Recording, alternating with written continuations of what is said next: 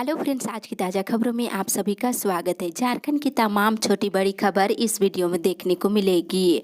सबसे पहले बड़ी खबर, झारखंड में 75,000 प्राथमिक शिक्षकों की बहाली जल्द है। एक बड़ी खबर की राज्य के प्राथमिक और मध्य विद्यालयों में लगभग 75,000 शिक्षकों की नियुक्ति की कवायदा शुरू कर दी गई है।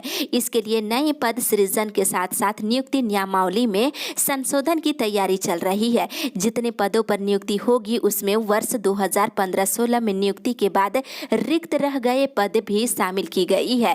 स्कूली शिक्षा और साक्षरता विभाग नियुक्ति प्रक्रिया शुरू करने से पहले शिक्षक पात्रता परीक्षा यानी जेटेट आयोजित करने पर भी विचार कर रहा है। हालांकि इस पर अंतिम निर्णय नहीं हुआ है। यदि इस पर सहमति नहीं बनती है तो शिक्षक पात्रता परीक्षा आयोजित करने से पहले ही नियुक्ति प्रक्रिया शुरू की जा सकती है। इसके साथ ही नियुक्ति से पहले यदि शिक्षक पात्रता परीक्षा नहीं होती है तो वर्ष 2016 के बाद प्रशिक्षण प्राप्त विद्यार्थी नियुक्ति प्रक्रिया से वंचित होने के कारण इसका विरोध कर सकते हैं। मामला न्यायालय तक जा सकता है। इस कारण ही पहले शिक्षक पात्रता परीक्षा लेने पर विचार किया जा रहा है। इधर स्कूली शिक्षा और साक्षरता विभाग प्राथमिक और मध्य विद्यालयों में लगभग 71,000 नए पदों का सृजन करने की तैयारी कर रहा है। वहीं नियुक्ति नियमावली में संशोधन करते हुए इसके तहत कक्षा 1 से 5 तक और कक्षा 6 से 8 तक के शिक्षकों की नियुक्ति के लिए टेट की परीक्षा के अलावा एक और परीक्षा ली जाएगी। इसी के साथ ही अगली बड़ी खबर मौसम विभाग से, झारखंड में अभी बारिश से नहीं मिलेगी राहत। झारखंड में फिलहाल बारिश से राहत मिलने की उम्मीद नहीं है। मौसम वैज्ञानिकों की माने तो 30 सितंबर तक रुक रुक कर बारिश होने की उम्मीद है। वहीं आज रांची में दिन भर हल्के से लेकर मध्यम दर्जे के बादल छाए रहेंगे। इसके साथ ही दिन में 1-2 बार गर्जन के साथ हल्की बारिश हो सकती है। वहीं राज्य के अलग अलग हिस्सों में हल्के से लेकर मध्यम दर्जे की बारिश दर्ज की जा सकती है। इसके साथ ही मेघ गर्जन और वज्रपात की भी संभावना है। इसी के साथ ही अगली बड़ी खबर, झारखंड कोरोना अपडेट से। झारखंड में पिछले 24 घंटे के दौरान कोरोना के 12 नए मरीज मिले हैं, जिसमें देवघर से 1, जामताड़ा से 1 और रांची से 10 नए मरीज मिले हैं। वहीं पिछले 24 घंटे के दौरान 5 मरीज स्वस्थ हुए हैं, जिसमें पूर्वी सिंहभूम से 1 और रांची से 4 मरीज स्वस्थ हुए हैं। वहीं राज्य में एक्टिव केस की संख्या 72 हो गई है, जिसमें बोकारो में 4, चतरा में 4, धनबाद में 2, पूर्वी सिंहभूम में 5, जामताड़ा में 5, खूंटी में 1, लातेहार में 1, लोहरदगा में 3, रांची में 34, सरायकेला में 3 और पश्चिमी सिंहभूम जिले में 3 एक्टिव केस है। इसी के साथ ही अगली बड़ी खबर, लंबे समय के बाद खुले स्कूल, पहले दिन स्टूडेंट्स की रही कम उपस्थिति। एक बड़ी खबर की झारखंड सरकार के द्वारा 6ठी से 8वीं कक्षा तक की ऑफलाइन क्लास शुरू करने की अनुमति दिए जाने के बाद शुक्रवार से करीब 18 महीने बाद सभी सरकारी स्कूलों में पढ़ाई शुरू हो गई है। ऐसे में पहले दिन स्कूल पहुंचे विद्यार्थियों में जबरदस्त उत्साह देखने को मिला है। वहीं सुरक्षा और सतर्कता के साथ स्कूल खुले तो छात्रों के साथ ही शिक्षकों के भी चेहरे खिले नजर आए हैं। वहीं लंबे समय से थमी स्कूलों की दिनचर्या एक बार फिर पटरी पर लौटती दिख रही है। हालांकि लंबे समय के बाद स्कूल खुलने से पहले दिन छात्रों की संख्या काफी कम दिखी है। बावजूद छात्र, कर्मचारी, शिक्षक सभी ने मास्क और सोशल डिस्टेंस को ध्यान में रखते हुए स्कूलों में प्रवेश किया है। साथ ही इधर बता दें 15 नवंबर से छोटे बच्चों के लिए बिहार में स्कूल और आंगनबाड़ी खुल जाएंगे। इस आधार पर झारखंड में भी जल्दी कक्षा 1 से लेकर 5 तक के स्कूल भी खुलने की संभावना है। इसी के साथ ही अगली बड़ी खबर, ITI में एडमिशन और काउंसलिंग के डेट में फेरबदल। इधर झारखंड संयुक्त प्रवेश प्रतियोगिता परीक्षा परिषद ने राज्य के सरकारी और गैर सरकारी औद्योगिक प्रशिक्षण संस्थानों में दाखिले के लिए होने वाली काउंसलिंग की तिथियों में संशोधन किया है। पहली काउंसलिंग के तहत सीटों का आवंटन पहले 21 से लेकर 28 सितंबर तक होना था। अब सीटों का आवंटन 24 सितंबर से 5 अक्टूबर के बीच होगा। इस दौरान संस्थानों में नामांकन भी लिया जाएगा। वहीं दूसरी काउंसलिंग के तहत ऑनलाइन रजिस्ट्रेशन और विकल्प भरने का कार्य अब 9 से लेकर 14 अक्टूबर के बीच होगा। वहीं 20 से लेकर 25 अक्टूबर के बीच सीटों का आवंटन होने के साथ ही इसी बीच नामांकन भी लिया जाएगा। इसी के साथ ही अगली बड़ी खबर, झारखंड में कंप्यूटर ऑपरेटर समेत 1500 पदों पर बहाली। इधर झारखंड की ग्रामीण पंचायतों में 1 महीने के भीतर लंबित नियुक्ति की प्रक्रिया को पूरा किया जाएगा। शुक्रवार को पंचायती राज सचिव राहुल शर्मा और निदेशक राजेश्वरी बी ने इस बाबत विभागीय पदाधिकारियों को निर्देश दिया है। वहीं बता दें कंप्यूटर ऑपरेटर समेत तकरीबन 1500 पदों पर बहाली की प्रक्रिया पूरी की जानी है। बैठक में विभागीय सचिव राहुल शर्मा ने त्रिस्तरीय स्तरीय पंचायतों में 2 अक्टूबर से 21 जनवरी तक चलने वाले पीपल्स प्लान कैंपेन को लेकर के भी दिशा निर्देश दिए हैं। उन्होंने 15वें वित्त आयोग की राशि को हर हाल में समय पर खर्च करने का निर्देश सभी जिलों को भी दिया है। इसी के साथ ही अगली बड़ी खबर, एसएससी परीक्षा की नई नियमावली से हिंदी भाषा को हटाने के खिलाफ हाईकोर्ट में याचिका दाखिल। इधर सरकार की ओर से झारखंड कर्मचारी चयन आयोग की परीक्षा नियमावली 2021 बनाई गई है। इसमें राज्य के संस्थानों से 10वीं और +2 योग्यता वाले अभ्यर्थियों को ही परीक्षा में शामिल होने की अनिवार्यता रखी गई है। इसके अलावा 14 स्थानीय भाषाओं से हिंदी अंग्रेजी को बाहर कर दिया गया है, जबकि उर्दू, बांग्ला, उड़िया सहित अन्य 12 भाषाओं को भी रखा गया है। नई नियमावली को हाईकोर्ट में चुनौती दी गई है। प्रार्थी कुशल कुमार और रामेश हंसदा की ओर से दाखिल याचिका में नई नियमावली को असंवैधानिक घोषित करने की मांग की गई है। इसी के साथ ही अगली बड़ी खबर, मुख्यमंत्री हेमंत सोरेन 26 को अमित शाह से करेंगे मुलाकात। जाति आधारित जनगणना और सरना धर्म कोड जनगणना में शामिल करने की मांग को लेकर मुख्यमंत्री हेमंत सोरेन सर्वदलीय प्रतिनिधि मंडल के साथ केंद्रीय गृह मंत्री अमित शाह से कल दिल्ली में बैठक करेंगे। बैठक शाम के 4 बजे से अमित शाह के आवास पर होगी। इस बैठक में भाजपा का प्रतिनिधि मंडल शामिल नहीं होगा, लेकिन भाजपा की सहयोगी पार्टी आजसू का साथ इस मुद्दे पर मुख्यमंत्री हेमंत सोरेन को मिल रहा है। वहीं बता दें, झारखंड में जाति आधारित जनगणना की मांग हो रही है। इसी के साथ ही अगली बड़ी खबर, पुनर्स्थापन आयोग बने, जाति प्रमाण पत्र हो आजीवन मान्य। एक बड़ी खबर की मुख्यमंत्री हेमंत सोरेन की अगुवाई में इस बार झारखंड जनजातीय परामर्शदात्री समिति की बैठक खास होने जा रही है। 27 सितंबर को होने वाली बैठक का एजेंडा सदस्यों को भेज दिया गया है। बैठक में 11 प्रस्तावों पर चर्चा होगी। वही बैठक में आदिवासियों को जाति प्रमाण पत्र बनाने में होने वाली दिक्कतों पर विचार किया जाएगा और इस प्रमाण पत्र को जीवन भर के लिए मान्य करने का फैसला किया जा सकता है और क्रमिक विभाग को इस संबंध में अधिसूचना निर्गत करने को कहा जाएगा।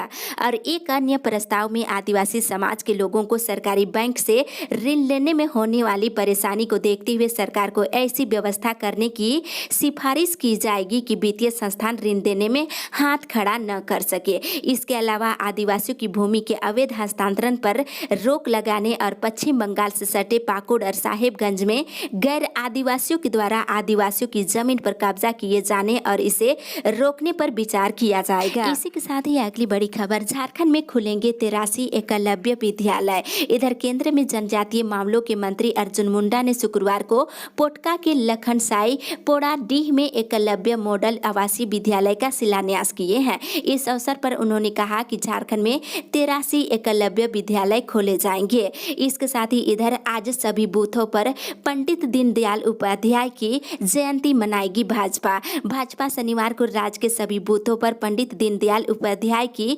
जयंती मनाएगी। इस अवसर पर पार्टी के सभी वरिष्ठ नेता अपने अपने बूथ पर उपस्थित रहेंगे। इसी के साथ ही अगली बड़ी खबर, महिलाओं को एनडीए में आवेदन करने की मिली अनुमति। इधर संघ लोक सेवा आयोग ने अविवाहित महिलाओं को राष्ट्रीय रक्षा अकादमिक व नौसेना अकादमिक परीक्षा के लिए आवेदन करने की अनुमति दे दी है। एक आधिकारिक बयान में शुक्रवार को ये जानकारी दी है। इसी के साथ ही अगली बड़ी खबर, सेविका और सहायिकाओं ने किया प्रदर्शन। 17 सूत्री मांगों को लेकर झारखंड राज्य विद्यालय रसोईया संघ के बैनर तले राष्ट्रव्यापी हड़ताल के तहत रसोईया और सहायिकाओं ने शुक्रवार को धरना प्रदर्शन किए हैं। इसके उपरांत एक प्रतिनिधि मंडल ने मांगों से संबंधित प्रधानमंत्री के नाम ज्ञापन उपायुक्त को भी सौंपे हैं। और बता दें, इन्होंने कहा है कि केंद्र की मोदी सरकार ने तमाम अनुबंध कर्मियों को सिर्फ धोखा देने का काम किया है। माले जिला मंत्री रामदास शाह और अनीता ठाकुर ने कहा है कि मोदी सरकार ने महिलाओं को पंगु बना दिया है। वहीं दूसरी ओर इधर भारतीय ट्रेड यूनियन के बैनर तले आयोजित अखिल भारतीय स्तरीय स्कीम वर्करों की हड़ताल के तहत आंगनबाड़ी सेविका सहायिकाओं ने विभिन्न मांगों को लेकर के भी धरना प्रदर्शन किए हैं। इसी के साथ ही अगली बड़ी खबर, भारत बंद का समर्थन करेगी कांग्रेसी। बता दें, इधर संयुक्त किसान मोर्चा की ओर से 27 सितंबर को आहूत भारत बंद का समर्थन कांग्रेस पार्टी भी करेगी। 26 सितंबर को जिला मुख्यालय में मशाल जुलूस निकाला जाएगा। वहीं 29 को केंद्र सरकार की जन विरोधी नीतियों के खिलाफ जिला मुख्यालय में धरना दिया जाएगा। इसके साथ ही आज से लगातार 3 दिन बंद रहेंगे ग्रामीण bank, all India regional rural bank, employees association के आह्वान पर 27 सितंबर को ग्रामीण बैंक के कर्मी हड़ताल पर रहेंगे। इस वजह से सभी ग्रामीण बैंक बंद रहेगा। वहीं 25 और 26 को अवकाश होने के कारण ये सभी बैंक बंद रहेंगे। इसी के साथ ही अगली बड़ी खबर, ओबीसी आरक्षण मंच की हुई बैठक।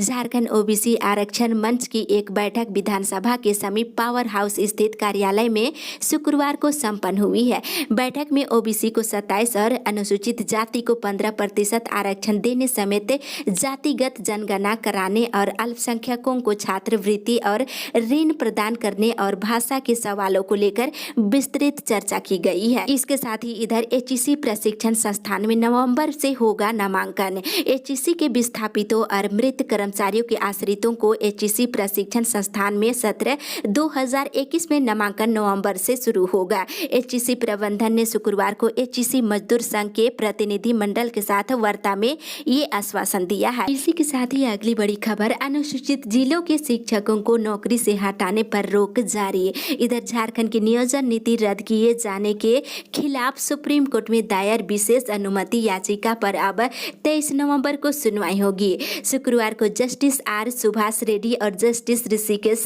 राय की खंडपीठ ने कहा है कि यह एक बड़ा और गंभीर मामला है। मामले की गंभीरता को देखते हुए इसकी सुनवाई फिजिकल कोर्ट में की जाएगी।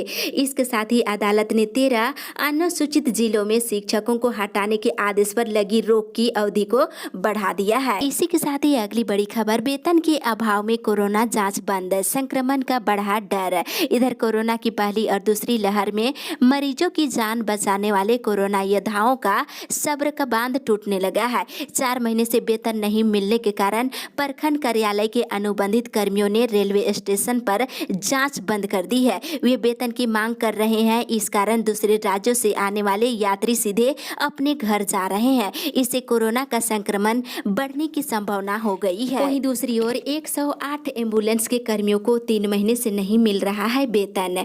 मरीजों को मुफ्त अस्पताल पहुंचाने वाली 108 एम्बुलेंस के कर्मी पिछले 3 महीने से बिना वेतन के ही काम कर रहे हैं। पिछले 2 महीनों से 108 एम्बुलेंस का संचालन करने वाली कंपनी की तजा हेल्थ केयर लिमिटेड को पैसे का भुगतान नहीं किया गया है, जिस वजह से वे कर्मियों को वेतन का भुगतान नहीं कर पा रहे हैं। इसके साथ ही अगली बड़ी खबर, चैम्बर की वार्षिक आम सभा आज कल से होगी वोटिंग। झारखंड चैम्बर की आज यानी शनिवार को 57वीं वार्षिक आम सभा होगी, जो सुबह के 11 बजे से चैम्बर भवन में शुरू की जाएगी। कोविड नियमों को देखते हुए इस बार आम सभा में केवल 100 लोग ही शामिल हो सकेंगे। इसमें पहले आए पहले पाए के आधार पर प्रवेश की अनुमति दी जाएगी। इसके अलावा सदस्य ऑनलाइन तौर से भी आम सभा में जुड़ सकते हैं। वहीं इसके बाद रविवार से चैम्बर चुनाव शुरू हो जाएगा। वहीं दूसरी ओर जेपीएससी की परीक्षा में 2 प्रश्नों के सभी विकल्प गलत है। इधर जेपीएससी ने असिस्टेंट इंजीनियर की नियुक्ति लिखित परीक्षा में 2 प्रश्न के सभी विकल्प को गलत मानते हुए सभी अभ्यर्थियों को 2-2 अंक देने का फैसला लिया है। इसी के साथ ही अगली बड़ी खबर, सरकार जल्द बनाएगी विस्थापन आयोग। वित्त मंत्री डॉक्टर रामेश्वर उरांव ने कहा है कि राज्य की हेमंत सोरेन सरकार जल्द ही विस्थापन आयोग का गठन करेगी, जिसके माध्यम से कंपनियों की मनमानी पर नकेल कसना संभव हो सकेगा। वे शुक्रवार को पतरातू में आयोजित विस्थापित प्रभावित अधिकार समिति के स्थापना दिवस कार्यक्रम को संबोधित करते हुए बोल रहे थे। साथ ही इधर राजधानी में लगने लगी स्मार्ट डस्टबिन। इधर राजधानी में अंडरग्राउंड स्मार्ट डस्टबिन लगाने का काम शुरू हो गया है। जोंटा नामक एजेंसी ने खेलगांव चौक समेत कई स्थानों पर डस्टबिन लगा दी है। राजधानी के 77 स्थलों पर ये 222 स्मार्ट डस्टबिन लगानी है। इन डस्टबिन में सेंसर लगा हुआ है और डस्टबिन भर जाने के बाद इसकी जानकारी रांची नगर निगम में स्थापित कंट्रोल रूम को हो जाएगी। कचरा उठाव नहीं होने पर एजेंसी के सुपरवाइजरों पर कार्रवाई की जाएगी। राज्य के सभी जिलों में जल्द ही इसकी व्यवस्था की जाएगी। इसी के साथ ही अगली बड़ी खबर, अक्टूबर से बदल जाएगा कई ट्रेनों का टाइम टेबल। यात्रियों के लिए बड़ी खबर कि रेलवे ने अक्टूबर से नए टाइम टेबल लागू करने को लेकर अब तक कोई आधिकारिक ऐलान तो नहीं किया है। बावजूद अक्टूबर से देश भर की कई ट्रेनों का समय बदलने लगा है। ट्रेनों का संशोधित टाइम टेबल जारी भी कर दिया गया है। टाइम टेबल में बदलाव से कुछ ट्रेनें यात्रियों को उनके गंतव्य तक समय से पहले पहुंचाएगी। साथ ही कुछ ऐसे भी ट्रेन हैं जो पहले से थोड़ा लेट भी पहुंचाएगी। इसके साथ ही इधर निर्धारित समय पर पूरी कराए आवास है। इधर पाकुड़ जिले के उप विकास आयुक्त अनमोल कुमार सिंह ने शुक्रवार को कलेक्ट्रेट सभागार में प्रधानमंत्री आवास योजना की समीक्षा की है। इस दौरान पंचायत सचिवों को दिए गए लक्ष्यों को समय पर पूरा करने का निर्देश दिए हैं। वहीं इधर डीडीसी ने कहा कि सभी संबंधित योजनाओं का प्रगति प्रतिवेदन, एंट्री और जियो टैगिंग का काम 100% सुनिश्चित करे और प्रखंडों की वैसी पंचायत जहां लंबित आवासों की संख्या अधिक है उसमें से 5-5 का चयन कर 1 सप्ताह में कार्य को पूरा करने का निर्देश दिया है।